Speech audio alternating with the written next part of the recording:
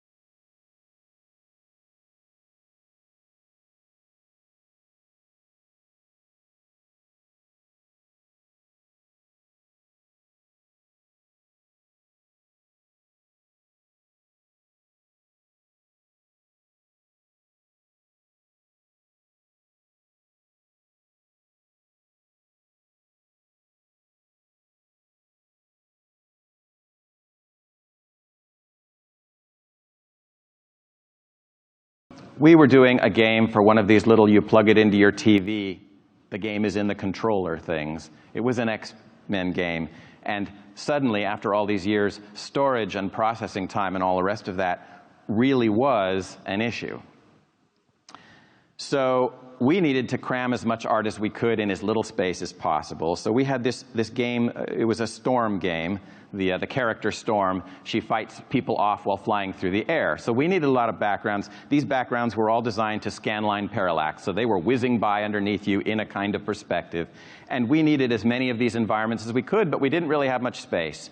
So here's a valley scene. Imagine Storm is flying along up here. First of all, we wanted these scenes at different times of day. So I just used the same old palette tricks you've already seen to, I'm going to load a palette now. So there we are at sunset.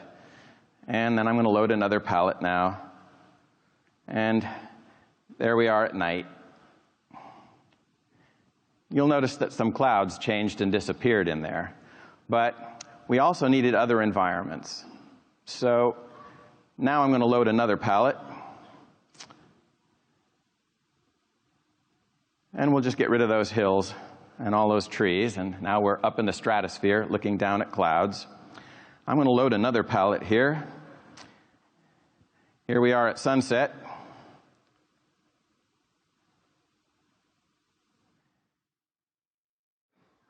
Here we are at night. But we really wanted some diversity too. The clever observer can still see those trees in there. They look like clouds now, but they're still trees. So can we do anything more with palettes? Well, okay, let's do something really different. How about that? I did not change the picture. I just changed the palette. And here's that palette in the evening. Oh, nope, sorry, wrong palette. Cloud, city, they look the same. Here's that city in the evening. Here's that city at night. So there are basically 3 scenes at 3 times a day in this one piece of art.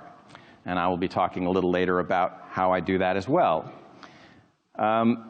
Again, it's not so much that I expect you to run out and do palette shift effects like this or color cycling effects like this. It's just there was so much more to do with a palette that you could control color by color, that you could fiddle with the positions of things, that there was so much more you could do because the environment was small enough that you could actually think about it that way. And I think that that is probably part of the reason why 8-bit and 8-bitish art is still so relevant today, is because it was a mentally and creatively manageable space to work in, which I'm not sure a lot of our other much more cinematographic and three-dimensional things are quite the same. And because it wasn't going to evolve so quickly that as soon as you began to figure out what was going on, everything had changed and you had to start over. Before I talk about any of that, however, I think the real reason I am here today is probably because I have been given the tremendous honor and really enjoyable opportunity to work with Ron Gilbert, Gary Winnick, and David Fox on a game called Thimbleweed Park. And I'm going to put on a slideshow now while I talk about that.